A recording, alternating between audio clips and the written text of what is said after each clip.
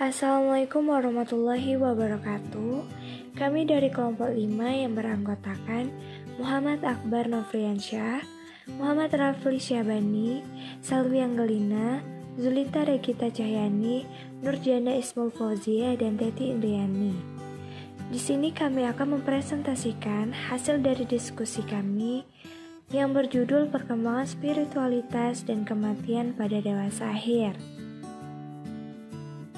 Saya akan menjelaskan mengenai definisi dewasa akhir atau lansia. Jadi, dewasa akhir atau lansia merupakan fase perkembangan terakhir atau periode penutup dalam kehidupan individu, di mana individu yang berada dalam fase ini akan mengalami perubahan fisik, psikologis, perkembangan intelektual dalam lambatnya gerak motorik, serta pencarian makna hidup selanjutnya. Menurut Harlock, tahapan terakhir dari perkembangan dibagi menjadi usia lanjut dini yang berkisar antara usia 60-70 tahun dan usia lanjut yang dimulai pada usia 70 tahun hingga akhir kehidupan seseorang. Assalamualaikum warahmatullahi wabarakatuh. Perkenalkan, nama saya Muhammad Rafli Syabani. Saya akan menjelaskan tentang pengertian spiritualitas. Spiritualitas berasal dari kata spiritus yang artinya nafas. Secara garis besar, spiritual dapat diartikan memiliki ikatan kepercayaan yang lebih, terutama pada hal-hal yang bersifat kerohanian atau kejiwaan seseorang sebagai bentuk pencerahan diri dalam bentuk tujuan dan makna hidupnya. Spiritualitas diarahkan kepada pengalaman subjektif dari apa yang relevan secara eksistensial untuk manusia. Spiritualitas tidak hanya memperhatikan apakah hidup itu berharga, namun juga fokus pada mengapa hidup berharga. Jadi, spiritualitas berarti memiliki ikatan yang lebih kepada hal yang bersifat kerohanian atau kejiwaan dibandingkan hal yang bersifat fisik atau material. Spiritualitas merupakan kebangkitan atau pencerahan diri dalam mencapai tujuan dan makna hidup. Spiritualitas merupakan bagian esensial dari keseluruhan kesehatan dan kesejahteraan seseorang. Tahap perkembangan spiritual menurut Fowler. Ia membagi tahapan spiritual ke dalam 6 tahap, yaitu tahap intuitif proyektif atau masa kanak-kanak awal. Sebagai contoh, yaitu anak-anak mulai percaya akan adanya malaikat dan hal-hal yang gaib. Yang kedua adalah mythical literal atau masa kanak-kanak pertengahan dan akhir. Karena pada masa ini mereka mulai menalar secara logis, konkret, namun tidak abstrak.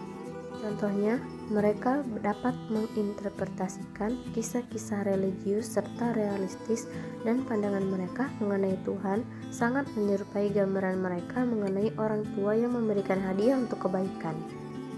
Yang ketiga adalah synthetic konvensional. Ini adalah transisi antara masa kanak-kanak dan remaja awal. Sebagai contoh, yaitu iman remaja seringkali melibatkan sebuah relasi pribadi dengan Tuhan. Tuhan dipandang sebagai sosok yang selalu hadir untuk dirinya. Selanjutnya yaitu individu aktif reflektif, adalah transisi antara masa remaja dan masa dewasa hingga dewasa awal. Itu merupakan tahap untuk pertama kalinya seorang individu mampu sepenuhnya bertanggung jawab terhadap keyakinan religiusnya. Selanjutnya adalah konjungtif atau masa dewasa pertengahan. Tahap ini lebih terbuka terhadap paradoks dan mengandung berbagai sudut pandang yang lebih bertolak belakang. Dan yang terakhir adalah universal atau masa dewasa pertengahan menuju masa dewasa akhir, yang merupakan tahap tertinggi dari perkembangan religius yang melibatkan transendensi dari sistem keyakinan tertentu untuk mencapai penghayatan kesatuan dengan semua keberadaan dan komitmen yang ada. Tahap spiritual dewasa akhir. Mengapa pertambahan usia di tahap-tahap pertumbuhan itu pula berlangsung proses perubahan fisik dan juga spiritual.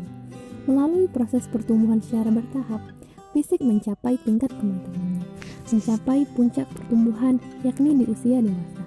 Sementara psikologi perkembangan belum mampu memberi spiritual batas yang jelas tentang batas usia kematangan spiritual. Apakah puncak perkembangan yang dimaksud terjadi pada usia-usia tertentu? Disinilah tampaknya sinyal elemen wahyu mengambil peran aktifnya.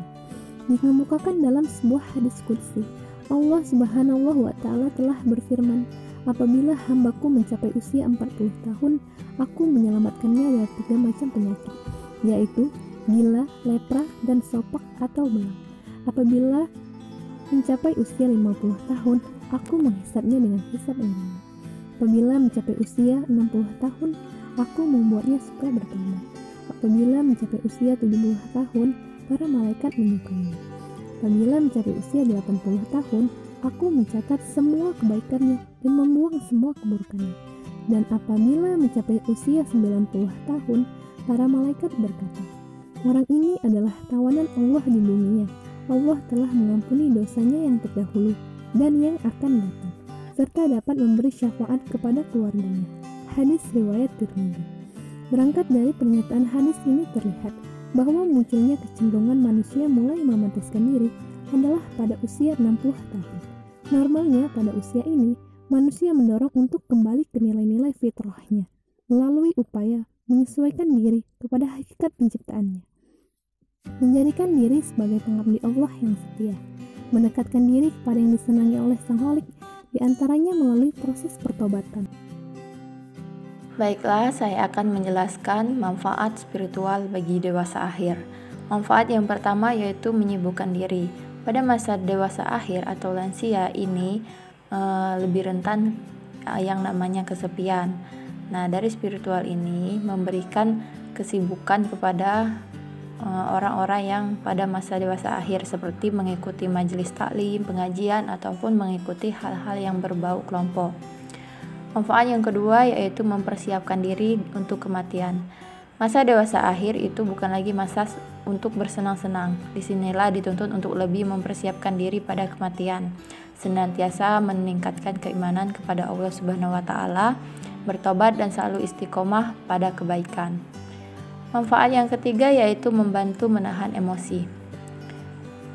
Kita dapat menggunakan spiritual kita untuk berhadapan dengan masalah baik dan jahat, hidup dan mati, dan asal-usul sejati dari penderitaan dan keputusasaan manusia. Manfaat yang keempat yaitu memperbaiki perilaku. Perilaku akan membuat kita berwawasan luas, sehingga pada saat menghadapi masalah tidak langsung marah-marah, tetapi mencari tahu terlebih dahulu apa penyebab masalah tersebut dan menghadapinya dengan tenang. Manfaat yang kelima yaitu meningkatkan keharmonisan. Jika seseorang memiliki spiritual yang baik, maka dia akan memiliki hubungan yang baik kepada siapapun, akan lebih berhati-hati dalam berbicara maupun bertindak, karena jika tidak akan menyakiti hati orang lain. Manfaat yang keenam yaitu meningkatkan diri kepada Allah Subhanahu wa Ta'ala. Dengan spiritual, kita akan menjadi lebih sadar bahwa hidup di dunia ini hanyalah sementara. Dengan kesadaran itu bisa meningkatkan keimanan kita, tidak pernah meninggalkan sholat, selalu melakukan kebaikan, dan berhubungan baik dengan tetangga ataupun keluarga. Manfaat yang ketujuh yaitu menjadi contoh. Spiritual akan memberikan sebuah peningkatan kualitas diri seseorang. Artinya, kita dapat menjadi sosok yang lebih unggul dalam menjalani kehidupan. Dari kualitas diri inilah akan memberikan contoh kepada orang lain. Baik, sekian, terima kasih. Baiklah, saya Muhammad Akbar Nopriansyah akan menjelaskan mengenai hubungan spiritual dan kematian pada dewasa akhir. Kematian pasti akan dihadapi oleh siapa saja, termasuk orang-orang yang sudah masuk pada masa dewasa akhir. Beberapa hal yang dapat menyebabkan kematian pada masa lanjut usia ini adalah karena regulasi diri dan kesehatan organ tubuh. Dalam hal regulasi diri, orang yang lanjut usia pasti akan mengalami regulasi diri yang rendah di bagian fisiknya. Kemudian, manusia yang sudah memasuki usia tua bisa meninggal disebabkan karena organ tubuh yang tidak berfungsi secara baik lagi. Oleh karena itu, penting bagi setiap manusia untuk mempersiapkan diri sebelum kematian, seperti dalam hal spiritualnya. Adapun berbagai cara untuk mempersiapkan diri dalam menghadapi kematian secara spiritual yaitu sebagai berikut. 1. Memperbanyak melakukan zikir. Dengan berzikir atau mengingat Allah Subhanahu wa Ta'ala, maka akan membuat manusia untuk selalu memahami setiap perintah dan menghindari apa yang dilarang Allah Subhanahu wa Ta'ala. Selain itu, doa dan juga zikir akan membantu kita ketika di hari akhir yang harus kita alami setelah melalui perjalanan menembus pintu kematian. Kedua, banyak mengingat kematian. Rasulullah Shallallahu Alaihi Wasallam bersabda bahwasanya hati manusia dapat berkarat sebagaimana berkaratnya besi. Para sahabat bertanya, lalu bagaimana cara menanggulanginya ya Rasul? Lalu Rasulullah Shallallahu Alaihi Wasallam bersabda, dengan membaca Al-Quran dan mengingat kematian. Hadis riwayat Tirmizi dan Abu Daud. Ketiga, mengurus jenazah. Apabila ada saudara kita yang meninggal, sebaiknya kita ikut serta mengurus jenazahnya, dimulai dari memandikan, mengkafani, melayat, hingga menguburkannya. Ini merupakan sarana penyadaran diri bahwa kita suatu saat pasti akan seperti jenazah tersebut. Yang keempat, menjenguk orang sakit. Menjenguk orang sakit merupakan hak setiap orang muslim. Tujuan dari menjenguk orang sakit adalah agar kita ada rasa memiliki yang sekaligus akan memupuk dan mengikat tali persaudaraan. Selain itu, menjenguk orang sakit juga akan mengingatkan kita untuk menjaga kesehatan dan selalu mengingat Allah Subhanahu wa Ta'ala. Kelima, hidup mulia. Sikap hidup mulia sangatlah penting dalam berbagai aspek kehidupan manusia.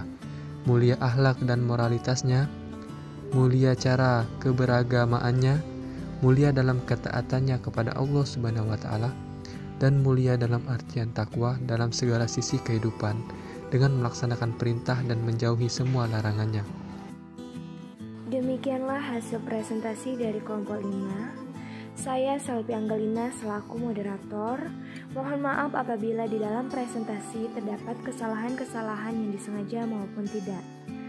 Terima kasih kepada Bunda Lukma yang telah mempersilahkan kelompok kami untuk mempresentasikan perkembangan spiritualitas dan kematian pada dewasa akhir. Dan terima kasih juga kepada teman-teman sekalian yang telah mendengarkan dan memperhatikan dengan baik. Semoga bermanfaat bagi kita semua. Jika teman-teman belum mengerti dengan penjelasan tersebut, teman-teman dapat menanyakan pada kami di kolom komentar. Saya akhiri, wassalamualaikum warahmatullahi wabarakatuh.